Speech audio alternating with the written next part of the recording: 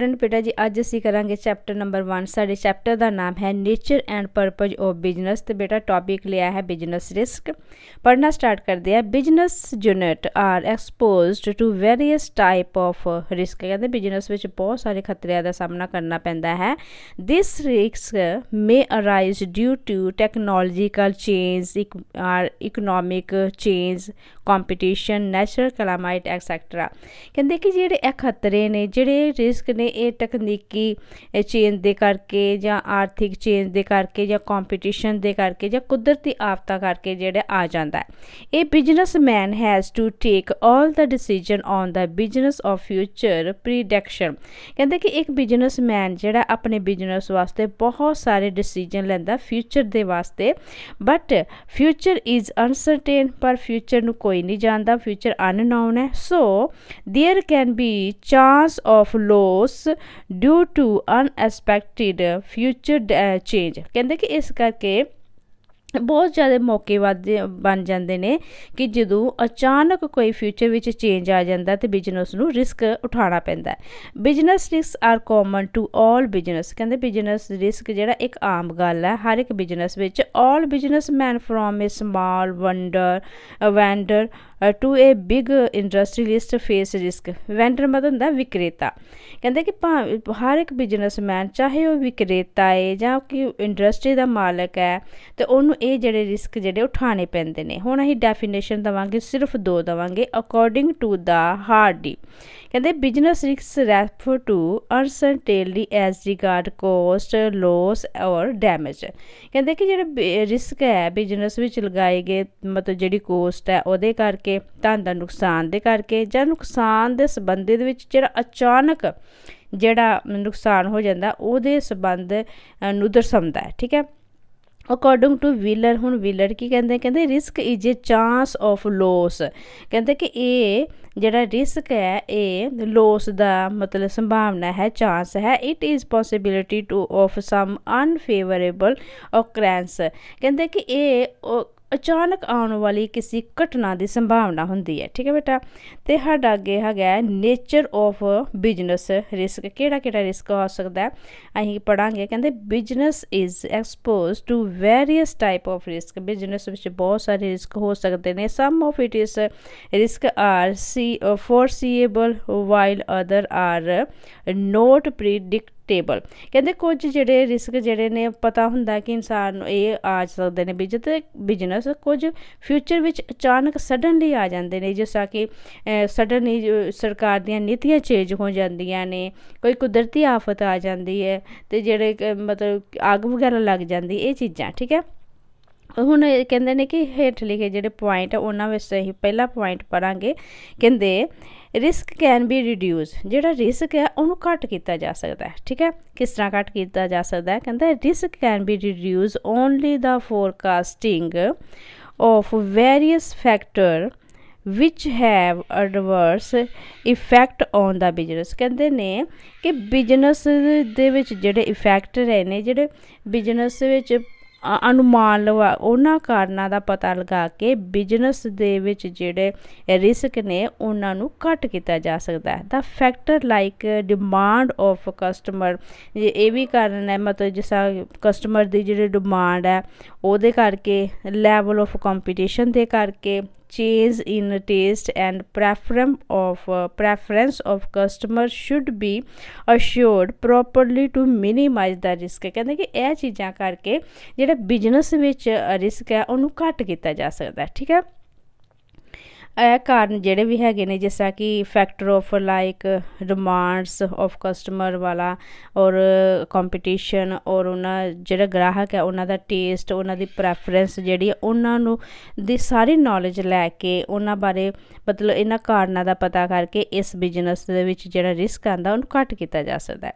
Next है कहते कि रिस्क इज़ अनअवॉइडेबल। कहते कि रिस्क जोड़ा है अटल है, मतलब इनू अवॉइड नहीं किया जा सकता। पढ़ते हैं। कहते कि business risk can B minimise only but can not be avoided all together. कहते कि बिजनेस विच जिहड़ा रिस्क घट तो घट किया जा सकता पर इनू अवॉइड नहीं किया जा सकता। ठीक है। Business has to depend upon various factors which are not stable in nature। ਕਹਿੰਦੇ ਬਿਜ਼ਨਸ ਨੂੰ ਉਹਨਾਂ ਬਹੁਤ ਸਾਰੇ ਕਾਰਨਾਂ ਦੇ ਉੱਤੇ ਡਿਪੈਂਡ ਹੋਣਾ ਪੈਂਦਾ ਹੈ ਜਿਹੜੇ ਕਿ ਨੇਚਰ ਵਿੱਚ ਸਥਿਰ ਨਹੀਂ ਹੈ। ਹਾਂਜੀ ਅੱਗੇ ਹੈਗਾ ਕਹਿੰਦੇ change in demand and price. ਕਿਹੜੇ ਕਿਹੜੇ? Change in demand and price ਮਤਲਬ ਜਿਹੜੇ ਕੀਮਤਾਂ ਵਿੱਚ ਵਾਧਾ ਹੋ ਜਾਂਦਾ ਜਾਂ ਡਿਮਾਂਡ ਦੇ ਕਰਕੇ ਅਚਾਨਕ ਜਿਹੜਾ ਚੇਂਜ ਆ ਜਾਂਦਾ ਹੈ। Wrong estimate of demand and supply, ਜਿਹੜਾ ਸਾਡਾ ਮੁਲਾਂਕਣ ਜਿਹੜਾ ਰੋਂਗ ਗਲਤ ਲੱਗ ਜਾਂਦਾ ਡਿਮਾਂਡ ਅਤੇ ਸਪਲਾਈ ਦਾ। ਨੈਚੁਰਲ ਕਲਾਈਮੇਟ, ਕੁਦਰਤੀ ਆਫਤਾਂ ਦਾ। ਚੇਂਜ ਇਨ ਗੌਰਮੈਂਟ ਪੋਲਿਸੀ, ਜਿਹੜੀ ਅਚਾਨਕ ਗੌਰਮੈਂਟ ਦੀਆਂ ਪਾਲਿਸੀਆਂ ਉਹ ਚੇਂਜ ਹੋ ਜਾਂਦੇ ਨੇ। Are some of the example of uncertainty which create risk of business. ਕਹਿੰਦੇ ਕਿ ਇਹ ਸਾਰੇ ਉਹ ਕਾਰਨ ਨੇ ਜਿਹੜੇ ਅਚਾਨਕ ਆਉਂਦੇ ਨੇ ਤੇ ਜਿਹੜੇ ਬਿਜ਼ਨਸ ਵਿੱਚ ਰਿਸਕ ਪੈਦਾ ਕਰਦੇ ਨੇ।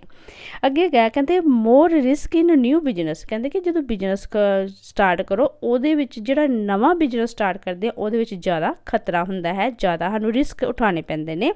ਤੁਹਾਡਾ ਕੀ ਹੈ ਪੁਆਇੰਟ? ਕਹਿੰਦੇ ਕਿ ਇਹ new business is expose to more risk. ਕਹਿੰਦੇ ਨਵੇਂ ਬਿਜ਼ਨਸ ਵਿੱਚ ਬਹੁਤ ਸਾਰੇ ਰਿਸਕ ਉਠਾਉਣੇ ਪੈਂਦੇ ਨੇ। ਫਸਟਲੀ ਇਹ businessman has to plan production process. ਕਹਿੰਦੇ ਸਭ ਤੋਂ ਪਹਿਲਾਂ ਬਿਜ਼ਨਸਮੈਨ ਵਾਸਤੇ ਆਪਣੇ ਚੀਜ਼ਾਂ ਜਿਹੜਾ ਪ੍ਰੋਸੈਸ ਹੈ ਉਹਦੀ ਯੋਜਨਾ ਬਣਾਉਂਦਾ, ਪ੍ਰੋਡਕਟ ਬਣਾਉਣ ਦੀ ਯੋਜਨਾ ਬਣਾਉਂਦਾ। As for producting the goods a number of input are required such as machinery, raw material, labor etc। ਕਹਿੰਦੇ ਕਿ ਇਹਨਾਂ ਚੀਜ਼ਾਂ ਨੂੰ ਬਣਾਉਣ ਵਾਸਤੇ ਆਪਣਾ ਪ੍ਰੋਡਕਟ ਆਪਣੇ ਗੁਡਸ ਬਣਾਉਣ ਵਾਸਤੇ ਉਹਨੂੰ ਬਹੁਤ ਸਾਰੀ ਚੀਜ਼ਾਂ ਦੀ ਰਿਕੁਆਇਰ ਹੁੰਦੀ ਹੈ, ਬਹੁਤ ਸਾਰੀ ਚੀਜ਼ਾਂ ਦੀ ਜ਼ਰੂਰਤ ਹੁੰਦੀ ਹੈ ਜਿਸ ਤਰ੍ਹਾਂ ਕਿ ਮਸ਼ੀਨਰੀ ਹੋ ਗਈ, ਰॉ ਮਟੀਰੀਅਲ ਹੋਗਾ ਔਰ ਲੇਬਰ। ਠੀਕ ਹੈ, ਇਹ ਸਾਰੀਆਂ ਚੀਜ਼ਾਂ ਦੀ ਜ਼ਰੂਰਤ ਹੈ।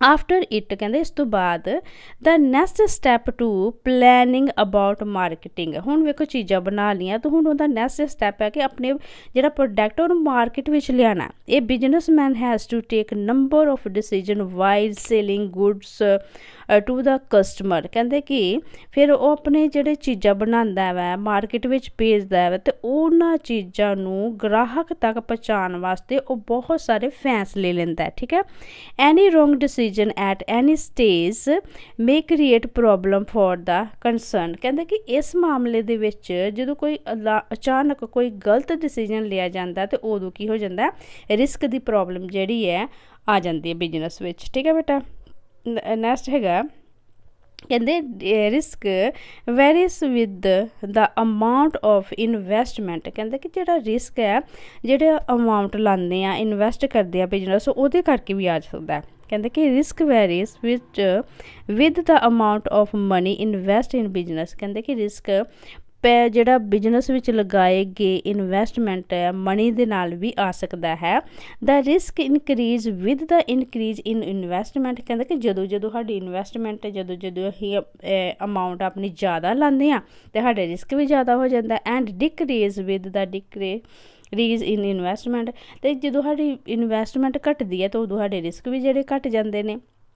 ਕਹਿੰਦੇ investor hesitate to invest money where the risk involved is high। ਕਹਿੰਦੇ ਕਿ ਇੱਕ ਜਿਹੜਾ ਇਨਵੈਸਟਰ ਹੈ ਪੈਸਾ ਲਗਾਉਣ ਵਾਲਾ ਫਿਰ ਉਹ ਹੈਜੀਟੇਟ ਕਰਦਾ, ਝਿਜਕਦਾ ਵਾ ਜਿਹਦੇ ਵਿੱਚ ਜ਼ਿਆਦਾ ਰਿਸਕ ਹੋਵੇ ਉੱਥੇ ਪੈਸਾ ਲਾਉਣ ਤੋਂ ਝਿਜਕਦਾ। ਠੀਕ ਹੈ, ਨੈਕਸਟ ਹੈਗਾ profit is reward of risk. ਕਹਿੰਦੇ ਕਿ ਜਿਹੜਾ ਲਾਭ ਹੈ ਪ੍ਰੋਫਿਟ ਹੈ ਉਹ ਰਿਸਕ ਦਾ ਰਿਵਾਰਡ ਹੈ, ਕਹਿੰਦੇ ਉਹ ਇਨਾਮ ਹੈ।